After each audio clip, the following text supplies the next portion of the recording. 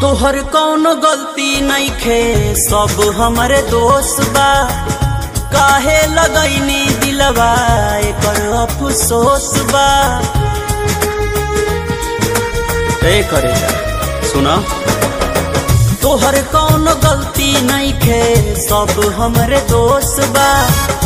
काहे लगैनी दिलवा एकर अफसोस बा। बसल घर उजार देलू तू, हमके जियते मार देलू तू। कके तू जैबू ओने नास,